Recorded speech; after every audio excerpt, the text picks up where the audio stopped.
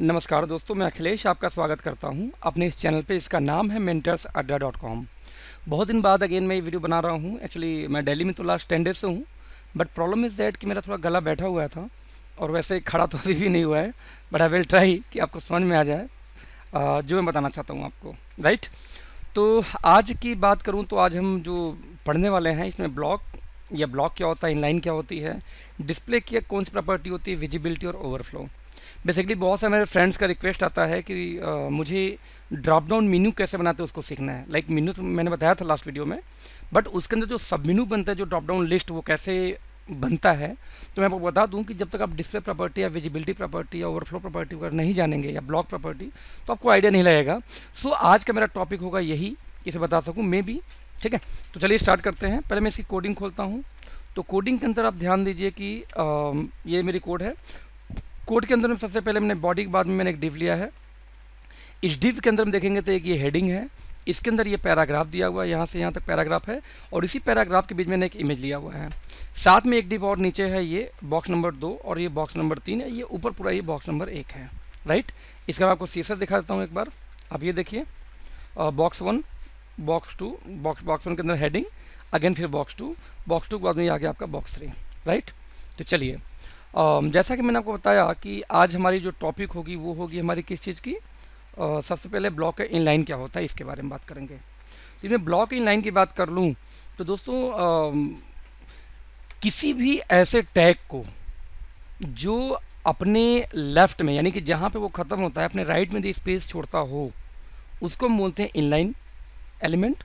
और जो लिखने के बाद में भले एक लाइन या एक करेक्टर या 10 लाइन लिखा हो, मतलब 10 करेक्टर लिखा हो, उसके बावजूद वो पूरी लाइन को एज अ ब्लॉक, यानी एज अ बॉक्स वो ब्लॉक कर दे, उसको हम बोलते हैं ब्लॉक एलिमेंट।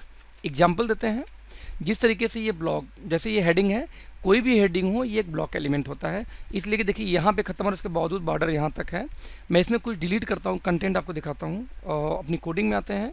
कोडिंग में आकर मैंने इंडेक्स डॉट, इसको थोड़ा बड़ा करता हूँ, मैंने इंडेक्स खोला। इसके अंदर हेडिंग में मैंने कुछ मिटाया, मैंने सिर्फ यहाँ पे ब्लॉक छोड़ दिया, लाइट।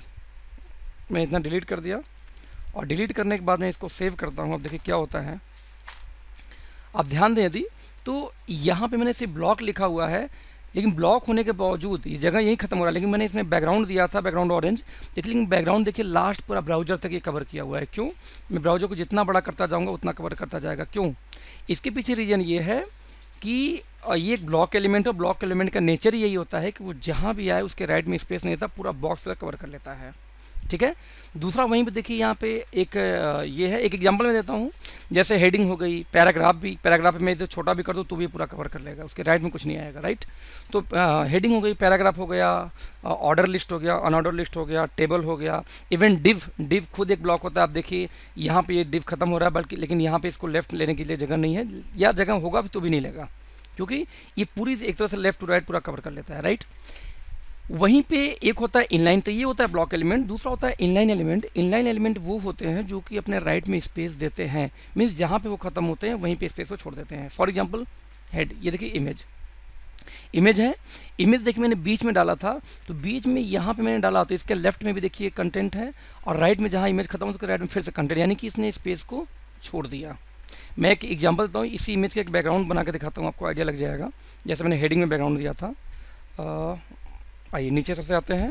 यहाँ हमने बोला कि जो इमेज है, राइट, उस इमेज को मैंने कहा उस इमेज को जो बैकग्राउंड है उसको बैकग्राउंड कर दो आप रेड, राइट। अच्छा सॉरी, IMG स्मॉल में लिखना है, IMG, ठीक है। मैंने क्या बोला कि बैकग्राउंड को रेड कर दो, और साथ में यहाँ पे मैं कि पैडिंग दे देते हैं। पैडिंग क्यों? क्योंकि पीछे इमेज के पीछे यदि रेड हो जाए तो हमें पता क्या चलेगा। तो हम एक पैडिंग दे देते हैं 10 पिक्सल का, जिससे चारों तरफ एक बॉर्डर टाइप का शेप आ जाएगा, 10 पिक्सल। तो आप ये देख सकते हैं कि एक्चुअली में इस इमेज के चारों तरफ एक 10 का पिक्सल का पैडिंग प्लस इमेज के पीछे के हिस्से में भी रेड कलर के बैकग्राउंड है। यहाँ बैकग्राउंड मैंने हेडिंग में भी दिया हुआ, लेकिन हेडिंग में देखिए यहाँ खत्म हो रहा है, फिर भी लास्ट तक यहाँ कवर किया हुआ है। बैकग्राउंड मैंने इसको भी दिया हुआ, लेकिन ये जहाँ स्टार्ट हो रहा है वहीं से शुरू होकर जहाँ खत्म होता है इमेज वहीं खत्म हो जाता है। तो मेरे से मतलब बेहतर समझ पाएंगे कि ब्लॉक एलिमेंट किसको होते हैं और इनलाइन एलिमेंट किसको बोलते हैं। हमें कई बार जरूरत होती है ब्लॉक एलिमेंट को इनलाइन में भी चेंज करने का, तो उसको हम कैसे करते हैं ये देखते हैं। जैसे H1 ब्लॉक एलिमेंट है, यहाँ मैंने हेडिंग ये रहा। अब मान लीजिए इसी ब्लॉक एलिमेंट को मैं इनलाइन एलिमेंट में कन्वर्ट करना, तो हम कैसे करेंगे?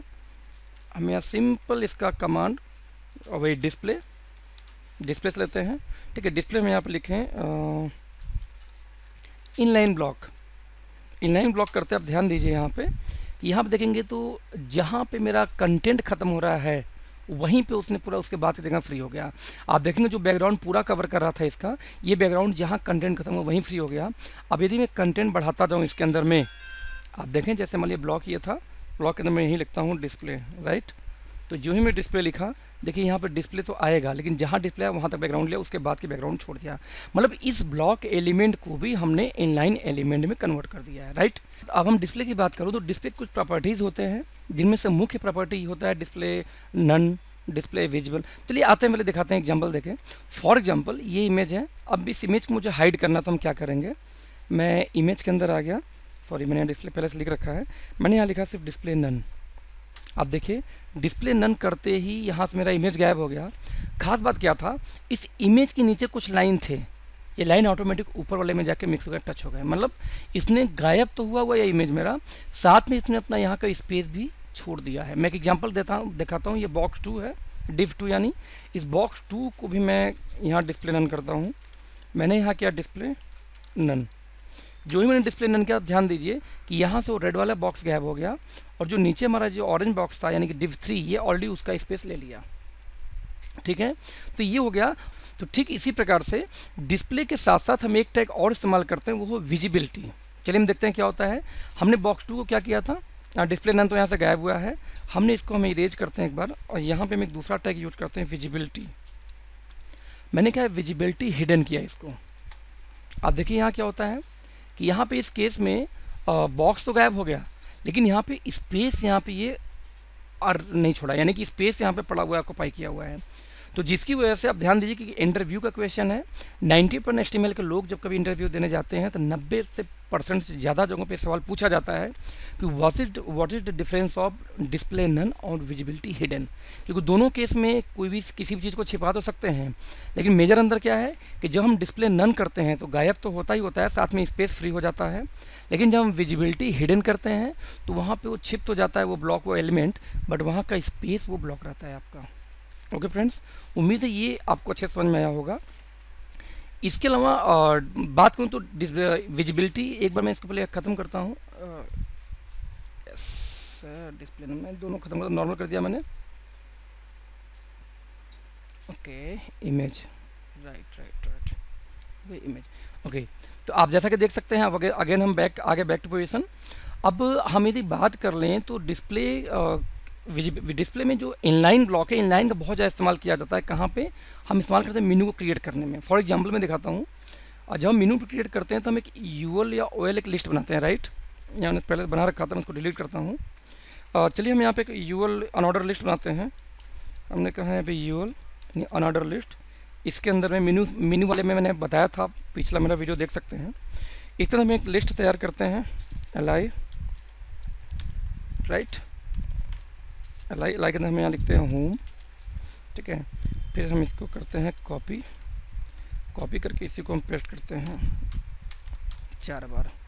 होम के बाद हमने यहाँ लिखा अबाउट अस, थर्ड लिखा सर्विसेज, कॉन्टैक्ट अस, राइट। तो हमने ये, इसको मैं सेव करता हूँ।